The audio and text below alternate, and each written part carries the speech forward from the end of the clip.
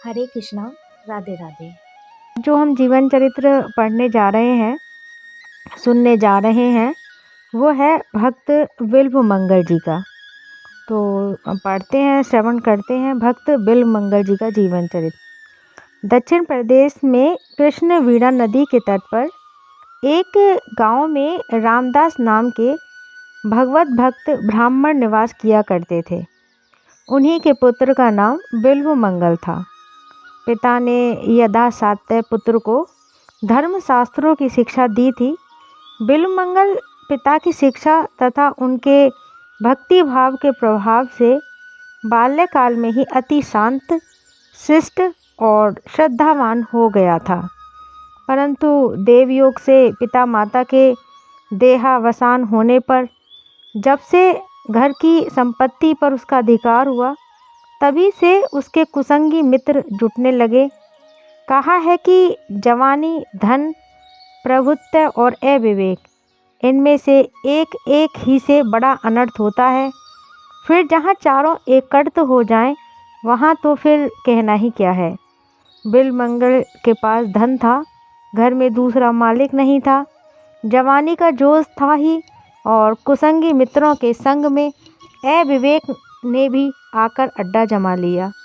धीरे धीरे बिल्व मंगल के अंतःकरण में अनेक दोषों ने अपना घर कर लिया। एक दिन गांव में कहीं चिंतामणि नाम की वैश्या का नाच हो रहा था। शौकीनों के दल नाच में जा रहे थे। बिल्व मंगल भी अपने मित्रों के साथ वहां जा पहुंचा और वैश्या को देखते ही बिल्व मंगल का मन चंचल हो उठा। विवेक शून्य बुद्धि ने सहारा दिया और बिल्व मंगल डूबा और उसने हाड़ मांस भरे चाम के कल्पित रूप पर अपना सर्वस्व न्यौछावर कर दिया। तन, मन, धन, कुल, मान, मर्यादा और धर्म सबको उत्सर्ग कर दिया। ब्राह्मण कुमार का पूरा पतन हुआ। सोते जागते, उठते बैठते और खाते पीते सब समय बिल्व मंगल के चिंतन की वस्तु केवल एक चिंता ही रह गई।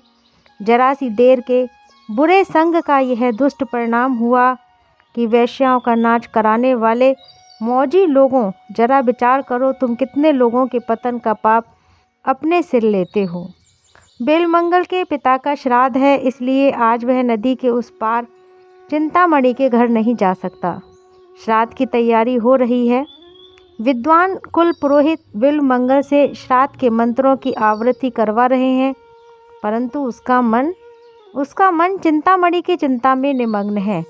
उसे कुछ भी अच्छा मालूम नहीं लगता। किस प्रकार श्राद्ध समाप्त कर जैसे तैसे ब्राह्मणों को झटपट भोजन करवाकर बिल्व मंगल चिंतामणि के घर जाने को तैयार हुआ। संध्या हो चुकी थी। लोगों ने समझाया कि भाई, आज तुम्हारे पिता का श्राद्ध है, वैश्या के घर नहीं जाना चाहिए, परंतु कौन सुनता था। उसका हृदय तो कभी का धर्म कर्म से शून्य हो चुका था। बिल्व मंगल दौड़कर नदी के किनारे गया। भगवान की माया अपार है और अकस्मात प्रबल वेग से तूफान आया और उसी के साथ मूसलाधार वर्षा होने लगी। आकाश में अंधकार छा गया। बादलों की भयानक गर्जना और बिजली की कड़कड़ाहट से जीव मात्र भयभीत हो गए। रात दिन नदी में रहने वाले केवटों ने भी नावों को किनारे बांधकर वृक्षों का आश्रय लिया, परंतु बिल्व मंगल पर इन सब का कोई असर नहीं पड़ा। उसने केवटों से उस पार ले चलने को कहा, बार बार विनती की, उतराई का भी गहरा लालच दिया, परंतु मृत्यु का सामना करने को कौन तैयार होता। सबने इनकार कर दिया। ज्यों-ज्यों विलंब होता था, त्यों ही त्यों बिल्व मंगल की व्याकुलता बढ़ती जाती थी। अंत में वह अधीर हो उठा और कुछ भी आगा पीछा न सोचकर तैरकर पार जाने के लिए सहसा नदी में कूद पड़ा। भयानक दुस्साहस का काम था, परंतु कामा तुराणम न भयम न लज्जा। संयोगवश नदी में एक मुर्दा बहा जा रहा था। बिल्व मंगल तो बेहोश था। उसने उसे काट समझा और उसी के सहारे नदी के उस पार चला गया। उसे कपड़ों की सुध नहीं, बिल्कुल दिगंबर हो गया है। चारों ओर अंधकार छाया हुआ है। बनेल पशु भयानक शब्द कर रहे हैं। कहीं मनुष्य की गंध भी नहीं आती, परंतु बिलमंगल उन्मत्त की भांति अपनी धुन में चला जा रहा है और कुछ ही दूर पर चिंतामणि का घर था। श्राद्ध के कारण आज बिलमंगल के आने की बात नहीं थी, अतएव चिंता घर के सब दरवाजों को बंद करके निश्चिंत होकर सो चुकी थी। बिलमंगल ने बाहर से बहुत पुकारा, परंतु तूफान के कारण अंदर कुछ भी नहीं सुनाई पड़ा। बिलमंगल ने इधर उधर ताकते हुए बिजली के प्रकाश में दीवार पर एक रस्सा सा लटकता देखा, परंतु उसने उसे पकड़ा और उसी के सहारे दीवार फांदकर अंदर चला गया। चिंता को जगाया, वह तो इसे देखते ही स्तंभित सी रह गई। नंगा बदन, सारा शरीर पानी से भीगा हुआ, भयानक दुर्गंध आ रही है। उसने कहा, तुम इस भयावनी रात में नदी पार होकर बंद घर में कैसे आई? बिलमंगल ने काठ पर चढ़कर नदी पार होने और रस्सी की सहायता से दीवार पर चढ़ने की कथा सुनाई। वृष्टि थम चुकी थी। चिंता दीपक हाथ में लेकर बाहर आई। देखती है तो दीवार पर भयानक काला नाग लटक रहा है और नदी के तीर सड़ा मुर्दा पड़ा है। बिलमंगल ने भी देखा और देखते ही कांप उठा। चिंता ने भत्सना करके कहा कि तू ब्राह्मण है, अरे आज तेरे पिता का श्राद्ध था, परंतु एक हाड़ मांस की पुतली पर तू इतना आसक्त हो गया कि अपने सारे धर्म कर्म को तिलांजलि देकर इस डरावनी रात में मुर्दे और सांप की सहायता से यहाँ दौड़ा आया है। तू आज जिसे परम सुंदर समझकर इस तरह पागल हो रहा है, उसका भी तो एक दिन वही परिणाम होने वाला है जो तेरी आंखों के सामने इस सड़े मुर्दे का है। धिक्कार है तेरी इस नीच वृत्ति को। अरे यदि तू इस प्रकार उस मनमोहन श्याम सुंदर पर आसक्त होता, यदि उससे मिलने के लिए यों झटपटाकर दौड़ता, तो अब तक उसको पाकर तू अवश्य ही कृतार्थ हो चुका होता। वैश्या की वाणी ने बड़ा काम किया और बिलमंगल चुप होकर सोचने लगा। बाल्यकाल की स्मृति उसके मन में जाग उठी। पिताजी की भक्ति और उनकी धर्मप्रेरणता के दृश्य उसकी आंखों के सामने मूर्तिमान होकर नाचने लगे। बिलमंगल की हृदय तंत्री नवीन सुरों से बज उठी। विवेक की अग्नि का प्रादुर्भाव हुआ और भगवत प्रेम का समुद्र उमड़ा और उसकी आंखों से अश्रुओं की अजस्र धारा बहने लगी। बिलमंगल ने चिंतामणि के चरण पकड़ लिए और कहा कि माता, तूने आज मुझको दिव्य दृष्टि देकर कृतार्थ कर दिया। मन ही मन चिंतामणि को गुरु मानकर प्रणाम किया और उसी क्षण जग चिंतामणि की चारों चिंता में निमग्न होकर उन्मत्त की भांति चिंता के घर से निकल पड़ा और बिलमंगल के जीवन नाटक की यवनिका का परिवर्तन हो गया। खुल गई आँखें अभिलाखें रूप माधुरी को, चाखे रस रंग ओ उमंग अंग नियरिये। श्याम सुंदर की प्रेममयी मनोहर मूर्ति का दर्शन करने के लिए अब बिलमंगल पागल की तरह जगह जगह भटकने लगा। कई दिनों के बाद एक दिन अकस्मात उसे रास्ते में एक परम रूपवती युवती दिख पड़ी। पूर्व संस्कार अभी सर्वदा नहीं मिटे थे। युवती का सुंदर रूप देखते ही नेत्र चंचल हो उठे और नेत्रों के साथ ही मन भी खिंचा। श्री भगवान ने गीता में कहा है, दूसरे अध्याय के 60वें श्लोक में भगवान कह रहे हैं कि यत्न करते हुए बुद्धिमान पुरुष के मन को भी ये प्रेम धन स्वभाव वाली इंद्रियां जबरदस्ती हरण कर लेती हैं। इसी के अनुसार बिलमंगल को भी फिर मोह हुआ। भगवान को भूलकर वह पुनः पतंग बनकर विषया अग्नि की ओर दौड़ा। बिलमंगल युवती के पीछे पीछे उसके मकान तक गया। युवती अपने घर के अंदर चली गई। बिलमंगल उदास होकर घर के दरवाजे पर बैठ गया। घर के मालिक ने बाहर आकर देखा कि एक मलिन मुख अतिथि ब्राह्मण बाहर बैठा है। उसने कारण पूछा। बिलमंगल ने कपट छोड़कर सारी घटना सुना दी और कहा कि मैं एक बार फिर उस युवती को प्राण भरकर देख लेना चाहता हूँ, तुम उसे यहाँ बुलवा दो। युवती उसी सेठ की धर्म पत्नी थी। सेठ ने सोचा कि इसमें हानि ही क्या है, यदि उसके देखने से ही इसकी तृप्ति होती हो तो अच्छी बात है। अतिथि वत्सल सेठ अपनी पत्नी को बुलाने के लिए अंदर गया। इधर बेल मंगल के मन समुद्र में तरह तरह की तरंगों का तूफान उठने लगा। जो एक बार अनन्य चित्त से उस अशरण शरण की शरण में चला जाता है, उसके योग क्षेम का सारा भार वह अपने ऊपर उठा लेते हैं। आज बेल मंगल को संभालने की भी चिंता उसी को पड़ी। दीन वत्सल भगवान ने अज्ञान में अंधे बेल मंगल को दिव्य चक्षु प्रदान किए और उसको अपनी अवस्था का यथार्थ ज्ञान हुआ। हृदय शोक से भर गया और न मालूम क्या सोचकर उसके पास के बैल के पेड़ से 2 कांटे तोड़ लिए। एक बेल के पेड़ से 2 कांटे तोड़ लिए। इतने में ही सेठ की धर्मपत्नी वहां पहुंची। बेल मंगल ने उसे फिर देखा और मन ही मन अपने को धिक्कार देकर कहने लगा कि अभागी आंखें, यदि तुम ना होती तो आज मेरा इतना पतन क्यों होता। इतना कहकर बेल मंगल ने, चाहे यह उसकी कमजोरी हो या और कुछ, उस समय उन चंचल नेत्रों को दंड देना ही उचित समझा और तत्काल उन दोनों कांटों को दोनों आँखों में भोंक लिया। आँखों से रुधिर की अजस्र धारा बहने लगी। बेल मंगल हंसता और नाचता हुआ तुमुल हरी ध्वनि से आकाश को गुंजाने लगा। सेठ को और उसकी पत्नी को बड़ा दुख हुआ, परंतु वे बेचारे निरुपाय थे। बेल मंगल का बचा खुचा चित्तमल भी आज नष्ट हो गया और अब तो वह उस अनाथ के नाथ को अति शीघ्र पाने के लिए बड़ा ही व्याकुल हो उठा। उसके जीवन नाटक का यह तीसरा पट परिवर्तन हुआ। भगवत प्राप्ति का नाम योग है और उसके निमित्त किए हुए साधनों की रक्षा का नाम क्षेम है। परम प्रियतम श्री कृष्ण के वियोग की दारुण व्यथा से उसकी फूटी आँखों ने 24 घंटे आंसुओं की छड़ी लगा दी।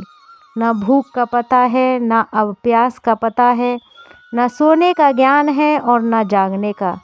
कृष्ण कृष्ण कृष्ण की पुकार से दिशाओं को गूंजता हुआ बेल मंगल जंगल जंगल और गांव-गांव में घूमता है। जिस दीन बंधु के लिए जान पूछकर आंखें फोड़ी, जिस प्रियतम को पाने के लिए ऐश आराम पर लात मारी, वह मिलने में इतना विलंब करें, यह भला किसी से कैसे सहन हो सकता है। यदि आजकल सा कोई स्वार्थी भक्त हो तो वह भगवान को कोसते कोसते ही पिंड ना छोड़ता, भक्ति का त्याग तो कभी का कर चुका होता। पर जो सच्चे प्रेमी होते हैं वे प्रेमास्पद के विरह में जीवन भर रोया करते हैं, सहर्षों आपत्तियों को सहन करते हैं, परंतु उस पर दोषारोपण कदापि नहीं करते। उनको अपने प्रेमास्पद में कभी कोई दोष दिखता ही नहीं है। मेघ जल ने बरसाकर पत्थरों की वर्षा से चातक की एक एक पांख को तोड़ डाले तो भी क्या चातक उस पर नाराज होता है। तुलसी प्रेम पयोधी की ताते नाप न जोख। प्रेम जहाँ स्वार्थ और कामना से कलंकित होता है वहीं प्रेमास्पद में दोष दिख पड़ते हैं, क्योंकि वहाँ पर लेन देन और माप तोल का व्यवहार होता है। परंतु जहाँ निर्मल प्रेम का अगाध समुद्र है वहाँ तो एक प्रेम के अतिरिक्त और किसी का अस्तित्व ही नहीं रहता। ऐसे प्रेमी के लिए प्रेमास्पद को भी कभी चैन नहीं पड़ता, उसे दौड़ कर आना ही पड़ता है। और आज अंधे बेल मंगल कृष्ण प्रेम में मतवाला होकर जहाँ तहाँ भटक रहा है, कहीं गिर पड़ता है, कहीं टकरा जाता है। अन्न जल का तो कोई ठिकाना ही नहीं। ऐसी दशा में प्रेम में श्री कृष्ण कैसे निश्चिंत रह सकते हैं।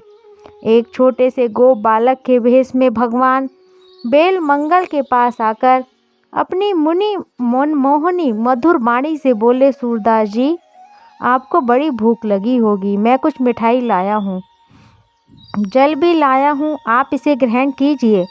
बेल मंगल के प्राण तो बालक के उस मधुर स्वर से ही मोहे जा चुके थे। उसके हाथ का दुर्लभ प्रसाद पाकर तो उसका हृदय हर्ष के हिलोरों से उछल उठा। बेल मंगल ने बालक से पूछा, भैया तुम्हारा घर कहाँ है, तुम्हारा नाम क्या है और तुम क्या किया करते हो। बालक ने कहा, मेरा घर पास ही है, मेरा कोई खास नाम नहीं, जो मुझे जिस नाम से पुकारता है मैं उसी से बोलता हूँ। गाय चराया करता हूँ, मुझसे जो प्रेम करते हैं मैं भी उनसे प्रेम करता हूँ। बेल मंगल बालक की वीणा विनिंदित वाणी सुनकर विमुग्ध हो गया। बालक जाते जाते कह गया कि मैं रोज आकर आपको भोजन करवा जाया करूँगा। बेल मंगल ने कहा, बड़ी अच्छी बात है, तुम रोज आया करो। बालक चला गया और बेल मंगल का मन भी साथ लेता गया। मन चोर तो उसका नाम ही ठहरा। अनेक प्रकार की सामग्रियों से भोग लगाकर भी लोग जिनकी कृपा के लिए तरसा करते हैं, वही कृपा सिंधु आज बेल मंगल को अपने कर कमलों से भोजन करवाने जाते हैं। धन्य है, भक्त के लिए भगवान क्या क्या नहीं किया करते। बेल मंगल अब तक यह तो नहीं समझा कि मैंने जिसके लिए फ़कीरी का बहाना लिया और आँखों में कांटे चुभाए वह बालक वही है, परंतु उस गोप बालक ने उसके हृदय पर इतना अधिकार अवश्य जमा लिया कि उसको दूसरी बात का सुनना भी असह्य हो उठा। एक दिन बेल मंगल मन ही मन विचार करने लगा कि सारी आफतें छोड़कर यहाँ तक आया और यहाँ यह नई आफत आ गई। स्त्री के मुँह से छूटा तो इस बालक ने मुँह में घेर लिया। यह सोच ही रहा था कि वह रसिक बालक उसके पास आ बैठा और अपनी दीवाना बना देने वाली वाणी से बोला, बाबा जी चुपचाप क्या सोचते हो, वृंदावन चलोगे? वृंदावन का नाम सुनते ही बेल मंगल का हृदय हरा हो गया, परंतु अपनी असमर्थता प्रकट करता हुआ बोला कि भैया मैं अंधा वृंदावन कैसे जाऊं? बालक ने कहा कि यह लो मेरी लाठी, मैं इसे पकड़े पकड़े तुम्हारे साथ चलता हूँ। बेल मंगल का मुखड़ा खिल उठा। लाठी पकड़कर भगवान भक्त के आगे दूसरी बात का सुनना भी भगवान भक्त के आगे आगे चलने लगे। धन्य दयालुता भक्ति की लाठी पकड़कर मार्ग दिखाते हैं। थोड़ी सी दूर जाकर बालक ने कहा, लो वृंदावन आ गया, अब मैं जाता हूँ। बेल मंगल ने बालक का हाथ पकड़ लिया। हाथ का स्पर्श होते ही सारे शरीर में बिजली सी दौड़ गई। सात्विक प्रकाश से सारे द्वार प्रकाशित हो उठे। बेल मंगल ने दिव्य दृष्टि पाई और उसने देखा कि बालक के रूप में साक्षात मेरे श्याम सुंदर ही हैं। बेल मंगल का शरीर रोमांचित हो गया। आँखों से प्रेम अश्रुओं की अनवरत धारा बहने लगी। भगवान का हाथ उसने और भी जोर से पकड़ लिया और कहा कि अब पहचान लिया है, बहुत दिनों के बाद पकड़ सका हूँ प्रभु, अब नहीं छोड़ने का। भगवान ने कहा, छोड़ते हो कि नहीं? बेल मंगल ने कहा, नहीं, कभी नहीं, त्रिकाल में भी नहीं। भगवान ने जोर से झटका देकर हाथ छुड़ा लिया। भला जिनके बल से बलवान्वित होकर माया ने सारे जगत को पदत दलित कर रखा है, उसके बल के सामने बेचारा अंधा क्या कर सकता था? परंतु उसने एक ऐसी रज्जू से उनको बांध लिया था कि जिससे छूटकर जाना उनके लिए बड़ी टेढ़ी खीर थी। हाथ छुड़ाते ही बेल मंगल ने कहा, जाते हो पर स्मरण रखो, हृदय ते जब जागा हूँ सबल बदोगे तो ही। भगवान नहीं जा सके, जाते भी कैसे? प्रतिज्ञा कर चुके हैं भगवान गीता में कि ये यथा माम प्रपरधन्ते, जो मुझको जैसे भजता है अर्जुन, मैं भी उनको वैसे ही भजता हूँ। भगवान ने बेल मंगल की आँखों पर अपना कोमल कर कमल फिराया और उसकी आंखें खुल गईं। नेत्रों से प्रत्यक्ष भगवान को देखकर उनकी भुवन मोहिनी अनूप रूप राशि के दर्शन पाकर बेल मंगल अपने आप को संभाल नहीं सका। वह चरणों में गिर पड़ा और प्रेम अश्रुओं से प्रभु के पावन चरण कमलों को धोने लगा। भगवान ने उठाकर उसे अपनी छाती से लगा लिया। भक्त और भगवान के मधुर मिलन से समस्त जगत में मधुरता छा गई। देवता पुष्प वृष्टि करने लगे, संत भक्तों के दल नाचने लगे। हरि नाम की पवित्र ध्वनि से आकाश परिपूर्ण हो गया। भक्त और भगवान दोनों धन्य हो गए। वैश्या चिंतामणि सेठ और उसकी पत्नी भी वहां आ गई। भक्त के प्रभाव से भगवान ने उन सबको अपना दिव्य दर्शन देकर कृतार्थ करा दिया। बेल मंगल जीवन भर भक्ति का प्रचार कर भगवान की महिमा बढ़ाते रहे और अंत में गोलोक धाम में पधारे। बोलो भक्त और उनके भगवान की जय हो। तो आज हमने श्रवण किया भक्त बेल मंगल का जीवन चरित्र। अब हम आगे की उसमें करेंगे भक्त जयदेव जी का जीवन चरित्र। हरे कृष्णा, राधे राधे।